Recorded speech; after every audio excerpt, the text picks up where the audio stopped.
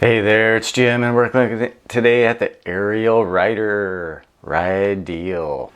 Sharp looking bike from Ariel Rider, coming in at under $1,000 with a 12-month warranty. A lot of bike for not a lot of money. Geometry wise, I'm going to give you some numbers here. This is all down in the description, of course. This is for a rider 5'10" to 6'5". I find it a little bit big for me, even though I'm 5'10". Talk about the geometry more later.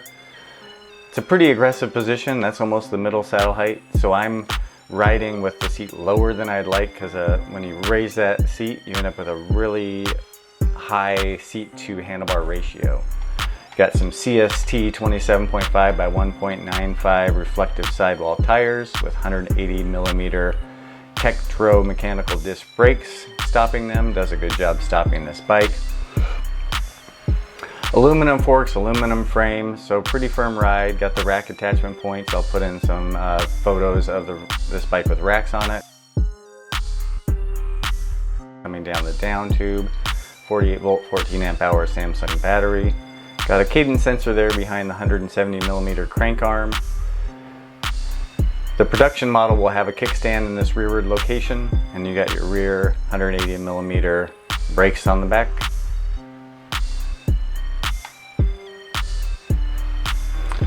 Nicely integrated rack points all over this bike. Of course, they're more for the factory racks versus aftermarket racks.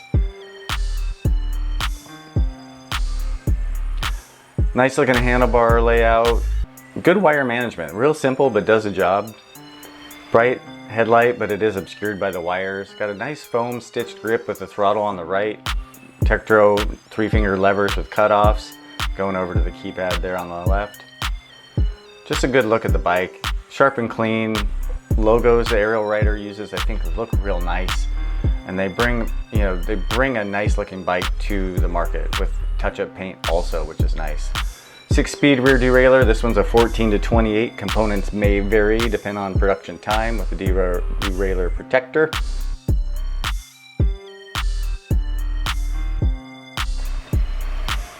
Got that 750 watt 48 volt motor back there.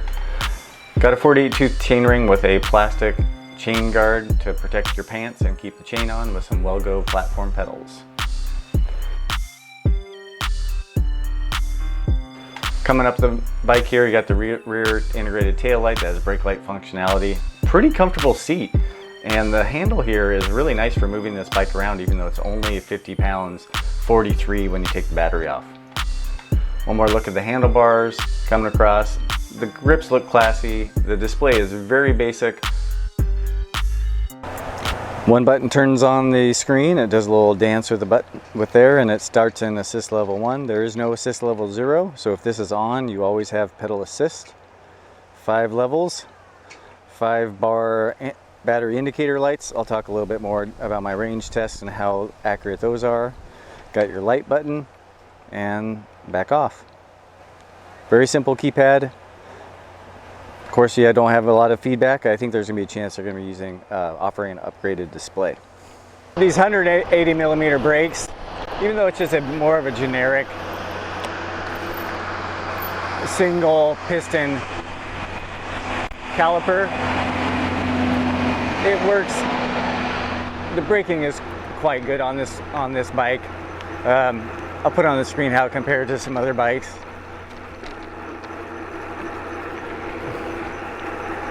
So I'm gonna just go, so like I said, there's not assist level 0, but of course, being a bicycle by nature, you can ride it without assist. Now, the only unfortunate side with this setup is because to ride with no assist, you have to have this off. You then don't have any throttle. So to turn it on, hit that button like I said before, and then it's gonna kick into assist level 1, which you probably heard engaged there. And assist level 1 is pretty fast. I am just rotating my legs just enough to engage this pedal sensor, this Cadence sensor, and it's somewhere in the neighborhood of 15 miles per hour. A little bit more when you're fresh off the charger, a little less when you're deeper in the battery. So that can be a little bit of a challenge with this setup, is if you're somebody that's wanting to ride below this speed, because with these more basic cadence sensors, it delivers a certain amount of current at each of these assist levels, so that your speed is not really it pushes you right up against the speed limit. So I'm going to demonstrate that. I'm still making the cadence sensor go. Assist level 2, pretty big jump. Again, I'm not even pedaling up against it.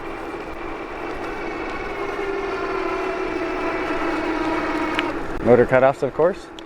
The system engages a little slowly, but the cutoff is really quick. More quick than I would expect with this basic sensor. So it does come in with a lot of force, so you can't really ride no-handed with when the assist kicks in, but it is a pretty stable bike. It's got a good feel to the throttle. Like, you can really regulate the low speed. That's the kind I'm showing right here. So there's a bit of a delay there. That's kind of the case with most throttles. Honestly, it actually helps if you're somebody that's going to be riding a lot of throttle only, to have it a little slower to engage and a little finer control. So I'm going to show you what the top speed on throttle is. Go through here, let the GPS stabilize. It's definitely a little over 20, so they're just cut off and it's kind of holding me at this speed. I think it's over 20.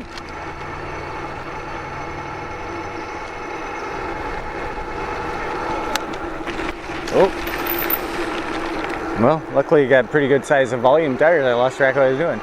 So I'm going to kick up to the highest assist level and see if there's pedal assist above the throttle. Not really. Okay, that's interesting. I wasn't sure about that. All right, starting out here in assist level 2, just see how quick the uptake is. Like I said, it pushes you right up to where the cutoff is for that. Like I said, I'm not making any contact right now. Now, I don't particularly like to ride that way. I like to push a little bit. So this is the speed I'd be at with a little bit of pushing. The nice thing with the 14 tooth on the rear, as opposed to the one advertised, components change over time, is I'm not really spinning out too much. I am in the highest gear. Got a little bit of a bump there to assist level 3. Felt like maybe a mile or 2 per hour. And from what I was riding before, this is about where the assist cuts out, I think. There's a little bit more there into 4. Let's see. Got a pretty good headwind right now.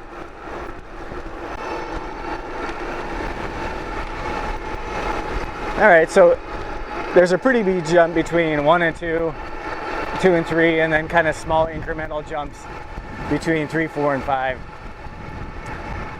Now I would, it'd be nice if there was a little more lower speed precision in there, but hey, it's a $995 bike. So these 27.5 by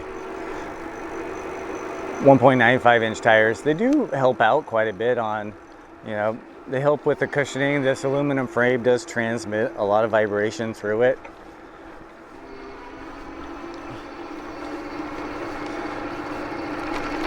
You could reduce the air pressure a little more, probably to help even more. On my long range test, I put on my Thud Buster seat post, and it really helped. I just had to have my 28.6 adapter. Those are easy enough to find if you have a suspension seat post. I'm going to put in some night footage here of the light. The headlight and tail light work quite well. Having that brake light functionality is nice. The one thing that's a little, you would definitely notice at night, is these red LEDs are very bright. Almost, I wish I could dim them back a little bit.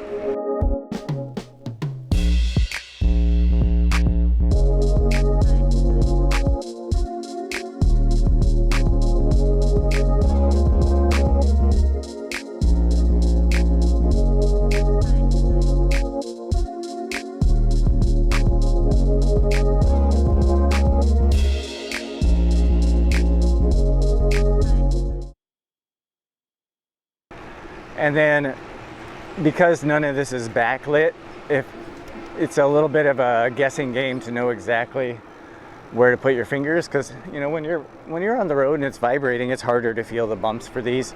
I found a few times when I went to turn off the headlights or on the headlights, I was actually turning the power off or on.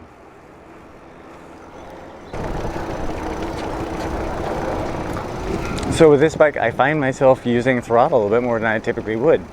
Luckily, it has a good feeling throttle. Because going low speed like this, you're either going to be without under any power, or see, as soon as you start to pedal, it pushes up past that. This is some good hill. This is a good hill. So I did that hill climb, obviously. Well, oh, come on now, come on now. Going in with the pedaling does help it out quite a bit.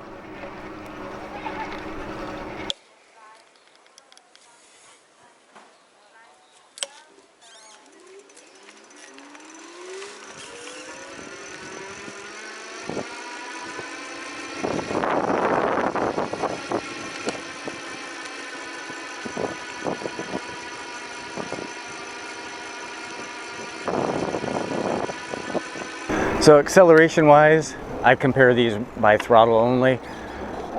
Yeah, for a sub $1,000 bike, this is by far the fastest I've tested. And it was faster than most bikes that were under $1,500. I was pretty impressed by that performance.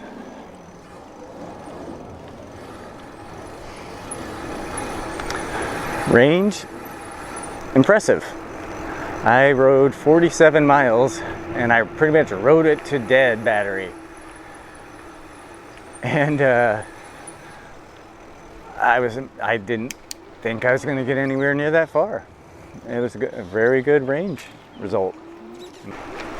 The one thing as far as range goes, it'd be important to point out at 38 miles is when I finally dropped one light of battery, and then 42 miles I dropped the next one, and then I was pretty much out at 47 miles. So yeah, it's kind of the way with a lot of these, but especially these light-based indicators, you know, my advice is when you start to feel the drop in power, and you will feel that. That means usually means you're kind of at the midpoint of the battery, and you're going to hang out there for a while. So just know that you're probably, you know, in the halfway zone typically when it starts to be a little slower.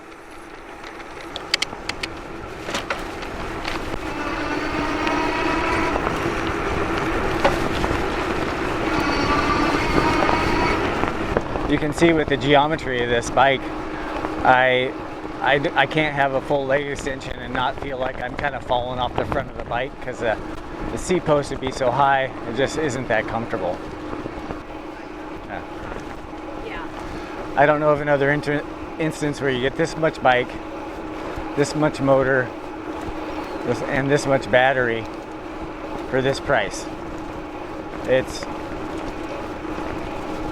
pretty phenomenal that they're able to come in at price. I remember, you know, 25 years ago, I bought a Trek at a bike store, and I think I walked out of there around $700 for a non-suspended hybrid commuter bike. Thanks for watching my look at the Ariel Rider Rideal. If you want to go pretty dang fast and you don't want to spend a lot of money, I think this is a good option. It's got a lot of oomph. You know, it's making some compromises in certain spots to get to that point of price, but the weight and everything makes it a really interesting option. Plus, I think it looks pretty dang sharp. So thanks again for watching. See you next time.